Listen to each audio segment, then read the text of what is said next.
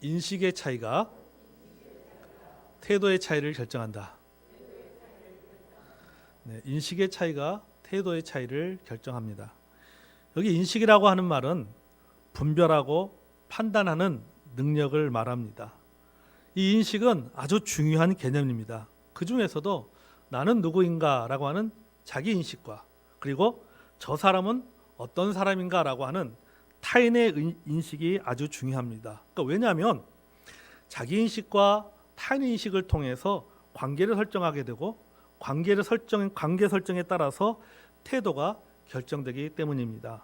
예를 들어서 저 사람이 나보다 못하다고 생각하면은 그 사람에 대해서 쉽게 생각하는 태도를 가지게 되는 것이죠. 그러나 반대로 저 사람이 나보다 낫다라고 생각하면 아주 조심스럽게 행동을 하게 되는 것입니다. 그래서 인식이 태도를 결정하는 것입니다. 침례 요한을 볼까요? 여러분, 침례 요한은 자기 인식과 타인 인식, 즉 예수님에 대한 인식이 분명했던 사람입니다. 자신은 예수님의 신발끈조차도 풀기에 감당하지 못하는 존재라고 생각했습니다. 그리고 자기를 또 뭐라고 말합니까? 나는 광야에 외치는 바람소리 같은 존재다라고 이야기를 했습니다. 그러면서 말하기를 그는 흥해야 되고, 예수님은 흥해야 되고 나는 쇠해야 된다라고 했습니다. 그러니까 자기 인식과 예수님에 대한 인식이 분명했던 사람이죠. 그렇기 때문에 태도도 분명했습니다. 예수님에 대해서 내가 예수님보다 먼저 태어났고 예수님보다 먼저 많은 사역을 했지만은 그럼에도 불구하고 내가 어떤 누구이고 예수님이 누구인가를 알았기 때문에 그는 예수님 앞에서 자신이 겸손한 태도를 보였던 것을 우리는 성경을 통해서 알 수 있습니다. 여러분, 인식에서 태도가 결정이 됩니다. 인식의 차이가 태도의 차이를 결정합니다. 우리는 이 바리새인과 죄 많은 여인을 통해서 알 수 있습니다. 자, 한 바리새인이 예수님을 식사에 초대했습니다. 그의 이름은 뭐죠? 시몬입니다. 예수님께서 바리새인의 식탁에 초대받았다라고 하는 것은 대단히 큰 사건입니다. 왜냐하면 그 당시만 해도 예수님과 바리새인들의 그 관계가 좋은 편이 아니었기 때문이라는 거죠. 굉장히 불편한 사이였습니다.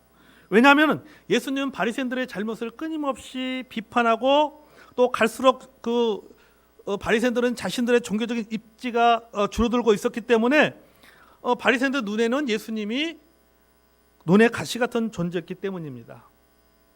자, 그런 어떤 상황 속에서 예수님께서 바리새인의 식사에 초대를 받았다는 것은 굉장히 중요한 사건이라고 할 수가 있죠. 자, 왜 그런 바리새인이 예수님을 식사에 초대했을까? 이 성경에 보면은 예수님께 왜 그 바리새인 예수님을 식사에 초대했는지는 알 수 없으나 이 본문의 그런 그 분위기를 살펴보면은 우리가 35절부터 쭉 51절까지 본문의 그 분위기를 살펴보면은 예수님을 하나님의 아들이나 선지자로 여긴 것이 아닌 것을 보게 됩니다. 그럼 뭐냐면은 호기심이거나 아니면은 우리가 이 종교적인 라이벌을 초대함으로써 자신의 마음이 넓다, 나는 참 마음이 넓은 사람이다 라고 하는 것을 보여줄 수 있는 기회라고 생각했을 수도 있습니다. 어쨌든 예수님은 바리새인의 식사 초대에 응했습니다. 그리고 아주 분위기 좋게 지금 식사가 진행이 되고 있습니다. 그런데 그 동네에 한 여인이 바리새인의 집을 방문하였습니다. 성경은 이 여인을 뭐라고 소개하고 있느냐 하면 죄를 지은 한 여자 이렇게 소개하고 있습니다. 여자는 여자인데 죄를 지은 여자다라고 소개하고 있습니다. 그러니까 무슨 죄를 졌는지는 성경에 나오지 않아요.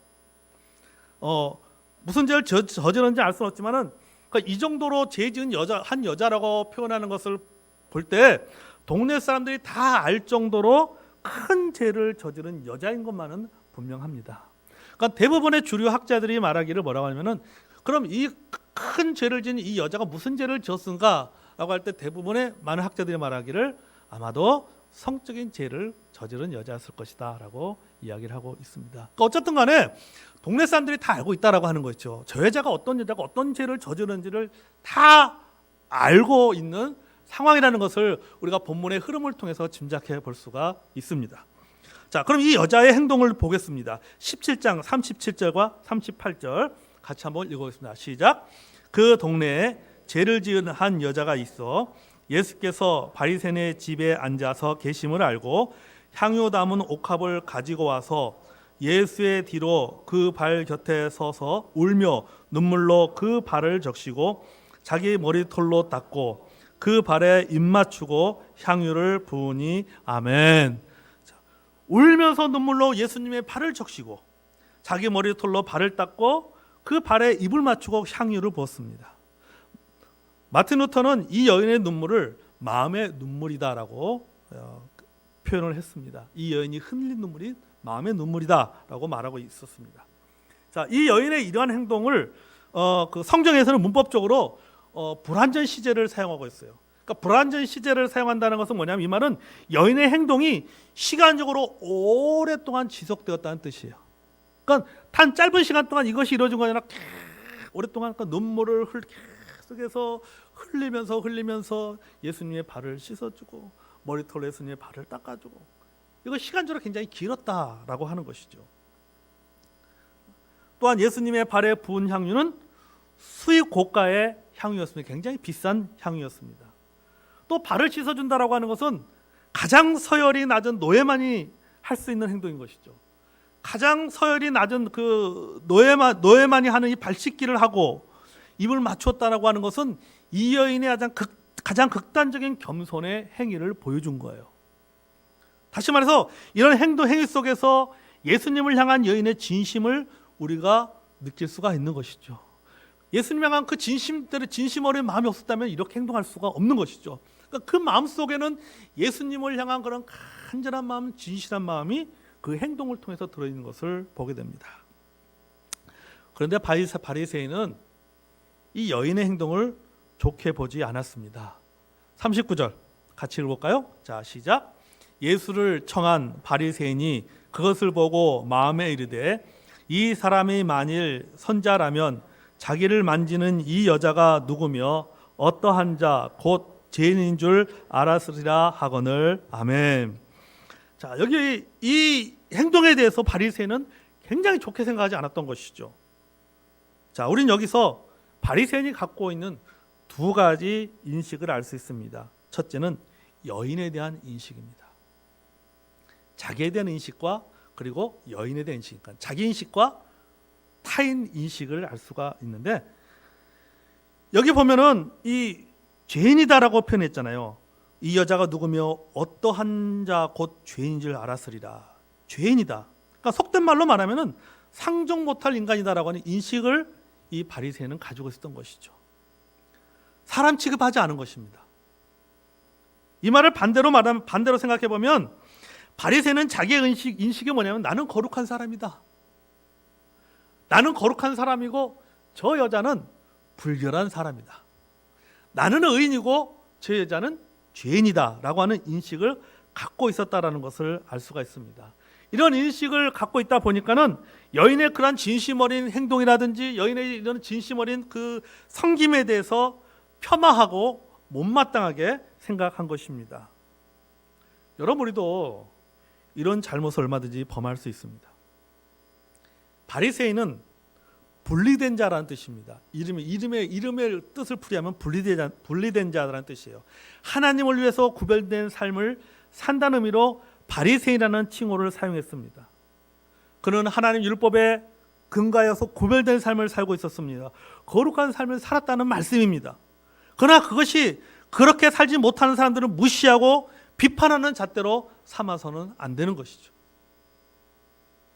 내가 거룩하게 산다라고 해서, 내가 바르게 산다라고 해서, 내가 거룩하게 산다라고 하는 그 기준을 가지고, 내가 바르게 사는 그 기준을 알고 그것을 누군가에게 들이대는 잣대로 삼아서는 안 된다라고 하는 거죠.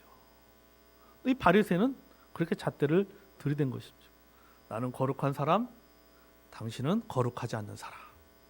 나는 의인이고 저 여자는 죄인이다 라고 하는 인식을 갖고 있었던 것이죠. 그러니까는 그런 인식을 갖고 있다 보니까는 그 여인의 행동에 대해서도 그것을 폄하하는 것이죠. 그걸 좋게 생각하지 않는 거예요.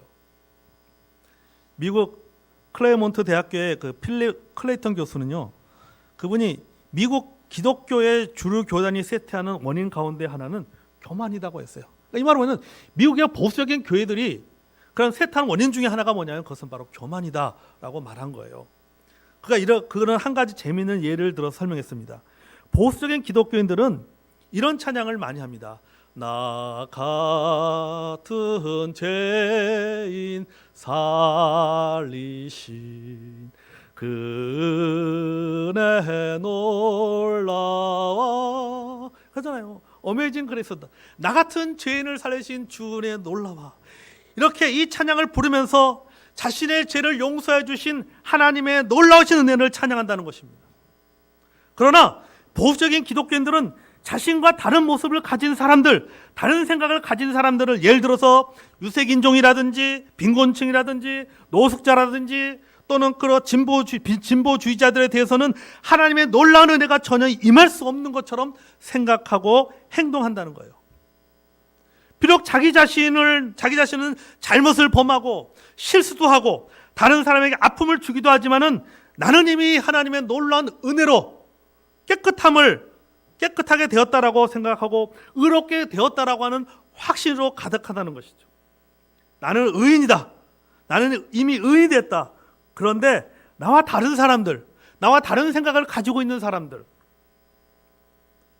백인이 바라보는 유색인종들, 황인종이라든지 아니면은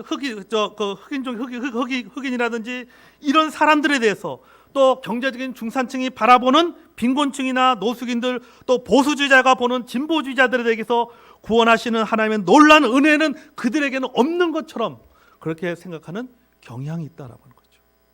이것이 미국의 보수적인 교단들이 쇠퇴하는 이유 중에 하나다라고 지적을 한 거예요. 케르케고르는요, 세상에는 세례를 본받으면서도 바리새인과 같은 위선자들이 있다라고 했어요. 입으로는 세례와 같은 발의는 하지만은 그러나 그 마음은 바리새인과 같은 위선자들이 있다라고 말하고 있는 것이죠. 여러분, 우리도 이렇게 될 수가 있어요. 과거로부터 우리는 복음과 구원을 자랑하면서 우리가 성서 침례 교회 교인이라는 자긍심을 가지도록 교육받았습니다. 맞죠? 교세는 작지만 우리 성서 침례교는 굉장히 좋은 교회입니다. 또 성경적인 교회가 되기 위해 노력하는 교회입니다. 성도들도 참 심실해요. 타 교단 목사님들을 제가 만나면은요, 부산에서도 타 교단 목사님들을 만나면요, 성서 침례교에 대해서 목사님 100분을 만나면 다 100분 다 긍정적으로 이야기합니다. 굉장히 긍정적으로 이야기해요. 큰 교회 목사님들 만나도 우리 부산 지역에는 또 뭐 다른 큰 교회 목사님들 만나거나 아니면 기독교 방송국의 이런 뭐 사장님이나 국장님들 이렇게 한 번씩 만나면요, 그분들이 얘기합니다. 성서 침례교는 참 좋은 교회입니다라고 얘기합니다. 한국 기독교의 샘물과 같은 교회다라고 그렇게 표현을 해요. 여러분, 그렇다 할지라도 우리가 우리의 좋은 점을 가지고 다른 교회나 교파나 교인들이나 심지어 믿지 않는 사람들을 죄 지은 여자처럼 인식하고 무리하게 행동해서는 안 된다라고 하는 것입니다. 그들이나 우리나 믿는 사람이나 안 믿는 사람이나 신자나 불신자나 다 하나님의 사랑이 필요하고 하나님의 은혜가 필요하고 하나님의 구원이 필요한 사람입니다. 아멘. 우리는 모두가 다 하나님 앞에서 죄인이에요. 그죠? 우리가 조금 일찍 믿었을 뿐이지 별 차이가 없는 거예요. 그러니까 여러분 뭐냐면요, 어떤 담을 쌓고 저와 나는 다른 사람이다라고 하는 담을 쌓아서는 안 되는 거예요. 담을 쌓으면 결국 그 담에 누가 갇히는 거예요? 내가 갇히는 거예요. 그리고 담 밖의 세상을 보지는 못하는 거예요. 경계 밖의 세상을 보지 못하는 거예요.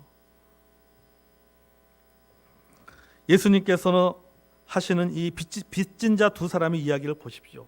예수님께서 이 바리새인의 그런 그 생각을 아시고는 예수님께서 이제 41절부터 보면은 빚진 자 두 사람의 이야기를 이제 우회적으로 하기 시작합니다. 자, 41절 볼까요? 자, 시작. 이르시되 빚 주는 사람에게 빚진 자 둘이 있어 하나는 500데나리온을 졌고 하나는 50데나리온을 졌는데 아멘. 한 사람은 하루 일당으로 계산하여서 500일치 임금의 돈을 빚을 졌고 또 다른 사람은 50일치의 임금에 해당하는 빚을 진 것입니다. 자, 여러분, 이 말 속에 담겨진 예수님의 의중을 살펴보면 이거예요. 바리새인, 너의 빚은 50데나리온이고 저 죄 많은 여인의 빚은 500데나리온이라는 뜻이에요. 그러니까 너는 50데나리온, 너는 그래도 그래 좀 비교를 해보면 어쨌든 간에 바리새인과 그 죄 많은 여인을 비교해보면은 행위적인 것을 보라든지 어떤 생활적인 것을 볼 때 누가 더 그래도 좀 거룩하게 삽니까? 보면은 바리새인이 좀 더 거룩하게 사는 겁니다.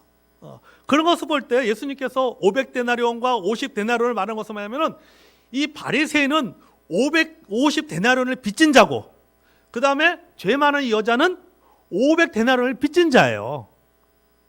예수님이 그렇게 좀 비교해서 지금 이야기를 하고 있는 것입니다. 여러분, 빚은 죄를 상징하잖아요. 성경은 탕감한다라고 할 때 빚은 죄를 상징합니다. 바리새인은 50데나리온의 빚을 졌기 때문에 500데나리온의 빚을 진 이 여인을 보다 자신이 더 나은 사람이라고 생각할 수가 있습니다. 그렇잖아요. 내가 저 사람보다 좀 낫네. 나는 50데나리온 빚을 갚으면 되니까. 근데 저 여자는 500데나리온을 갚아야 되니까 내가 그래도 액수를 따져보면은 내가 훨씬 저 여자보다 낫다라고 생각할 수가 있죠. 실제로 여러분, 바리새인들은 그 자신의 행동을 상대적으로 평가했습니다. 내가 저 사람보다 낫다. 내가 저 사람보다 더 의롭다라고 생각하였습니다. 하지만 여러분 보세요. 본문에 보면은 금액의 차이만 있을 뿐이지 둘 다 갚을 능력이 되지 않습니다. 50데나리온은 빚진 자도 500데나리온 빚진 자도 모두가 다 뭐예요? 그걸 갚을 능력이 되지 않는 거예요. 그러니까 둘 다 뭐가 필요한 거면 탕감이 필요한 거예요. 둘 다 하나님의 은혜가 필요한 존재인 것이죠. 바리새인도 하나님의 은혜가 필요한 존재고, 그리고 또 죄 많은 이 한 여자도 하나님의 은혜가 필요한 존재예요. 근데 사람은 참 희한해. 그걸 안 따져요. 뭘 따집니까? 액수의 차이를 가지고 따진단 말이죠. 내가 저보다 좀 나아. 내가 저 사람보다 열심히 신앙생활해. 내가 저 사람보다 더 열심히 섬겨. 내가 저 사람보다 더 많이 헌신해. 그런 생각을 갖는 거죠. 그렇게 비교하기 시작하게 되면은 나도 모르게 그 안에서 무슨 마음이 쓰는 거예요?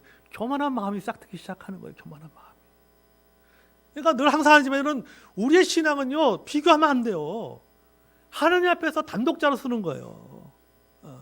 다 각자의 수준이 있고 다 각자의 달란트가 있고 은사가 있고 믿음이 다 다른 겁니다. 자꾸 그러니까 비교할 필요가 없는 거예요. 비교하다 보면은 교만하거나 반대로 종교적인 열등감에 빠지는 거예요. 둘 다 하나님 은혜가 필요한 존재입니다. 아멘. 우리는 모두가 다요, 하나님 은혜가 필요한 존재예요. 지금 예배당에 나와서 예배된 우리 성도나 지금 저기 들로 산으로 나가서 놀고 있는 사람들이나 모두가 다 뭐가 필요해요? 하나님의 은혜가 필요한 존재라고 하는 겁니다. 아멘. 50보 100보라는 말이 있잖아요. 이 말의 기원이 재밌어요. 어느 전쟁에서요, 이 전세가 불리하게 되자 병사들이 막 도망가기 시작했습니다. 도망가는 병사들이 생겼어요. 그러다가 이게 나중에 이게 그 전세가 역전이 돼가지고는 전쟁이 승리로 끝나 도망갔던 병사들이 다 다시 돌아온 거예요. 그 도망갔던 병사들이 돌아와서 모여 있는데 서로에 대해서 이렇게 말합니다. 이 지휘관에게 저는 50보 도망쳤는데요, 저 사람은요 100보 도망쳤어요. 그런 거예요. 그러니까 뭐예요? 내가 저 사람보다 조금 덜 도망쳤다, 이 얘기를 하는 것이죠. 그러자 그 말을 듣고 있던 지휘관이 뭐라고 하냐면, 도망한 것은 마찬가지다 말이지. 50보나 100보나 똑같이 도망갔다라고 하는 것이죠. 여러분, 그렇습니다. 50보나 100보라고 하는 것이죠. 믿는 사람이나 안 믿는 사람이나 둘 다 하나님 앞에서 우리는 다 죄인이에요. 하나님 앞에서는 50보 100보예요. 한 사람은 구원받은 죄인이고 한 사람은 아직 구원받지 못한 죄인일 뿐이에요. 42절 볼까요? 읽어보겠습니다. 자, 시작. 갚을 것이 없으므로 둘 다 탕감하여 주었으니 둘 중에 누가 그를 더 사랑하겠느냐. 아멘. 자, 500데나리온 빚진 자나 50데나리온 빚진 자나 빚을 갚지 못하는 것은 똑같고 탕감받은 것은 똑같습니다. 그러니까 피차 일반이라는 거죠. 도토리 키재기입니다. 그런데 누가 더 의인이냐? 누가 더 거룩하냐를 가지고 따진다면은 하나님 보시기에 이것은 참으로 우스운 이야기밖에 되지 않는 것이죠. 여러분, 한 달 먼저 태어난 아기가 자기보다 한 달 늦게 태어난 아기에게 내가 너보다 한 달 더 일찍 태어났으니까 나를 형이라고 불러. 나이 가지고 따지는 것을 보면요, 어른들이 보면 어떻습니까? 참 웃기는 이야기죠. 우리 가끔 보면 아이들 그러잖아요. 내가 너보다 조금 일찍 태어났으니까 형이라고 불러. 어른들이 보고 있으면 참 웃겨요. 그게 뭐가 중요하다고? 한 달 먼저 태어나고 한 달 늦게 태어나니까 그게 뭐가 중요하다고? 이런 것과 똑같은 이치예요. 그러므로 여러분, 우리가 자꾸 구별하려고 하지 말라는 거예요. 영적으로 자신에 대한 바른 인식을 가져야 됩니다. 그래야지 사람을 대하는 태도가 달라집니다. 공감이나 이해 같은 이해는요, 같은 입장에 있을 때만 가능한 거예요. 다른 입장에 서면 공감하지 못합니다. 이해하지 못해요. 같은 입장에 서야지만이 이해할 수 있고 공감할 수가 있는 거예요. 내가 위에서 보거나 비교하면요, 절대적으로 공감할 수 없습니다. 절대적으로 바른 태도가 나올 수가 없다라고 하는 것이죠. 이 바리새인이 갖고 있던 인식이 바로 그거예요. 잘못된 인식을 갖고 있다 보니까 결국 잘못된 태도가 나오는 거죠. 그 여인에 대해서. 바리새인이 갖고 있던 두 번째 인식은요, 예수님에 대한 인식입니다. 바리새인은 예수님께서 죄 지은 여인이 섬김을 받아들이자 속으로 이렇게 말했습니다. 39절을 다시 한번 읽겠습니다. 39절 시작. 예수를 청한 바리새인이 그것을 보고 마음에 이르되 이 사람이 만일 선자라면 자기를 만지신 이 여자가 누구며 어떠한 자 고 죄인 줄 알았으리라 하거늘. 아멘. 자, 이 바리새인은 예수님의 이러한 행동을 보고는 마음속으로 이 사람이 만일 선지자라면 무엇을 알았으리라 이렇게 생각을 했습니다. 자, 뭘 쓴 겁니까?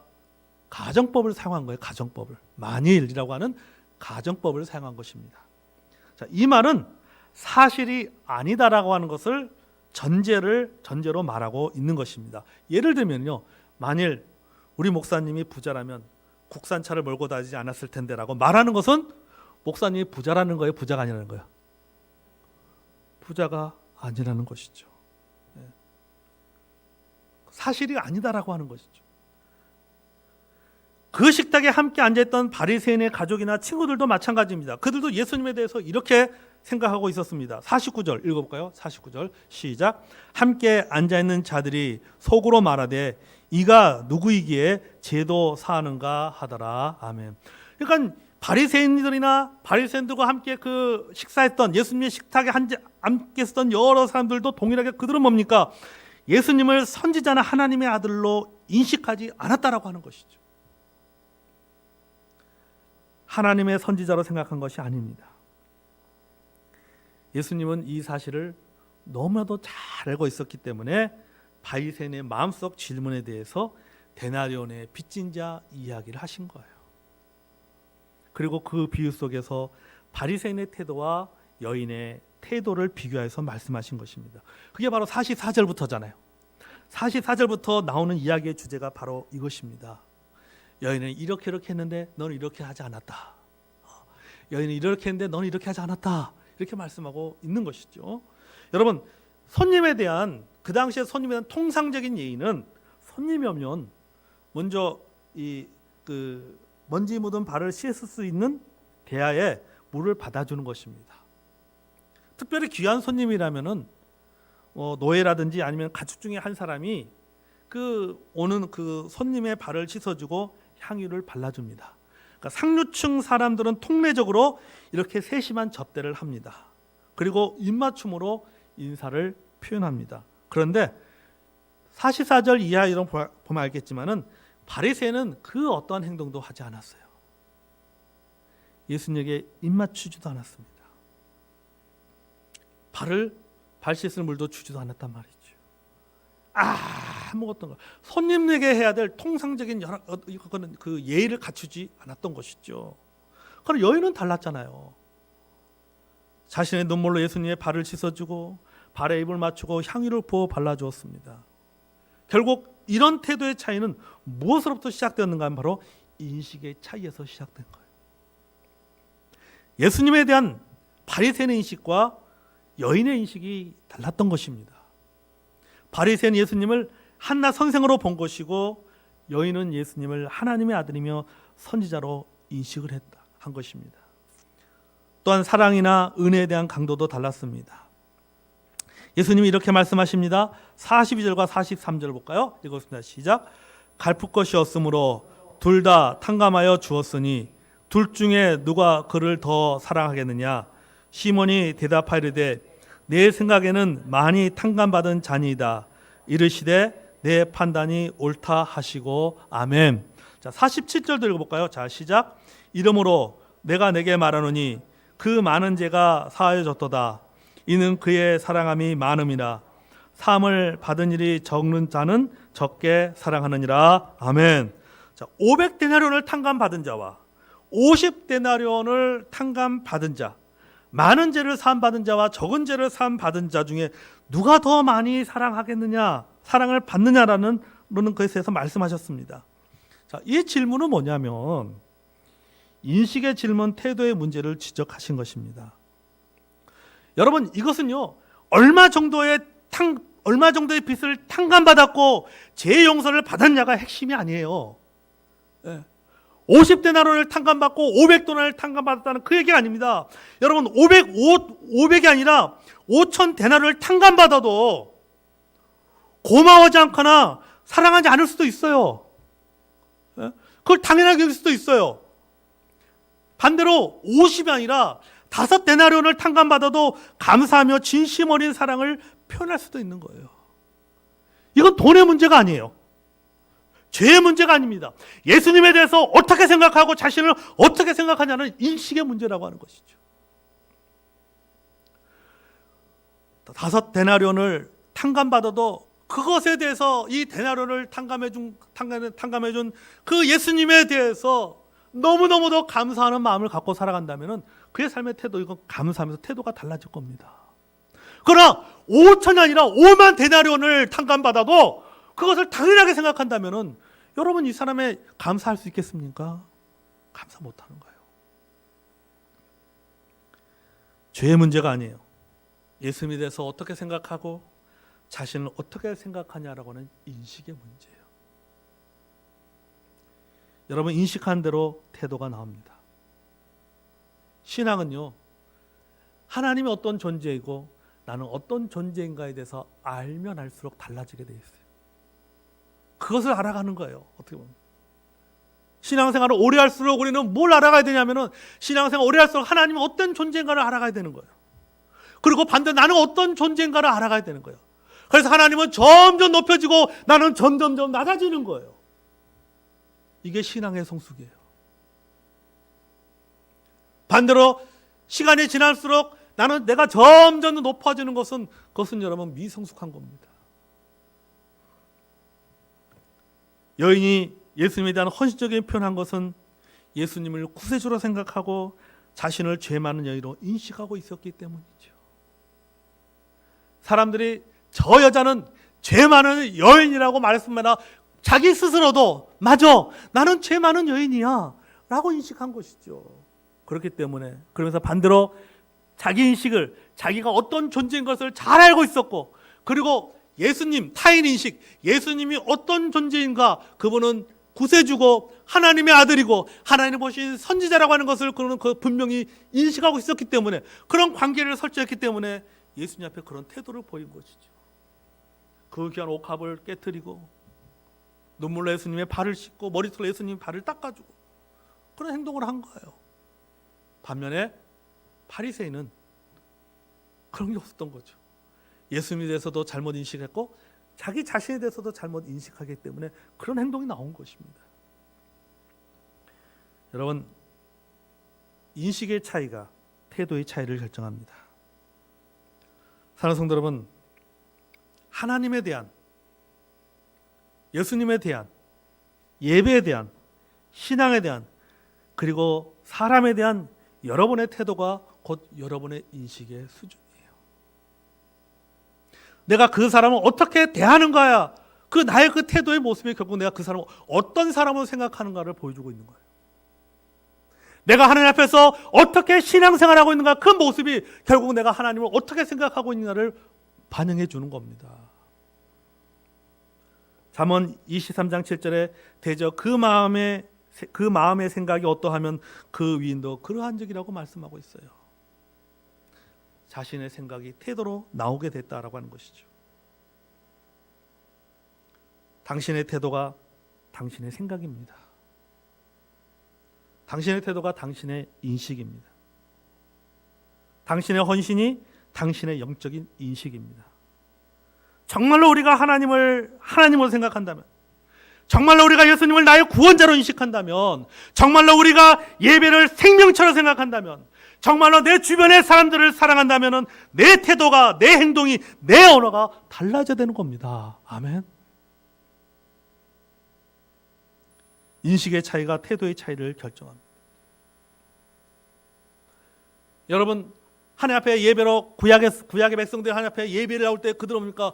두렵고 떨리는 마음으로 예배에 나왔다고 합니다. 왜 그랬을까요?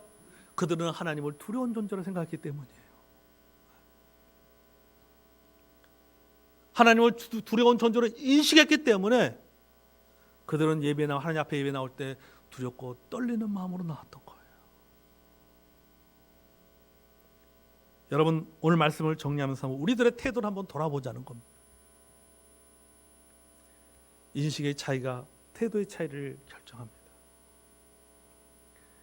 내가 하나님 앞에 나와서 예배를 때 그 예배에 대한 마음가짐, 태도, 내가 신앙생활을, 내가 하나님에 대해서 내가 어떻게 행동을 하고 있는지, 하나님 앞에 어떻게 행동하고 있는지, 그런 나의 마음, 나의 태도가 그것이 곧 내가 하나님을 어떻게 인식하고 있는지에 대한 반응이라는 사실을 여러분 기억하시길 바랍니다. 나는 그렇지 않아 라고 생각하지 마십시오. 결국은 마음에 있는 것이 밖으로 나타나게 되어 있습니다. 사랑하는 성도 여러분, 그러므로 여러분 한번 이 한 주간에 우리의 태도를 좀 돌아봅시다. 나의 태도는 어떤가? 하나님에 대한 나의 신앙에 대한 나의 태도는 어떤가? 한번 돌아보시고 그 태도가 결국은 내가 신앙에 대해서, 하나님에 대해서, 예수님에 대해서 어떻게 생각하고 있는지 그 인식의 그런 수준이라는 것, 인식의 그런 수준이라는 것을 기억하시고 한번 우리가 하나님 앞에서 우리도 이 여인처럼 하나님 앞에 우리가 겸손한 마음으로 나가서 다시 한번 우리의 마음을 다지는 저와 여러분이 되기를 원합니다. 아멘. 우리 기도하겠습니다.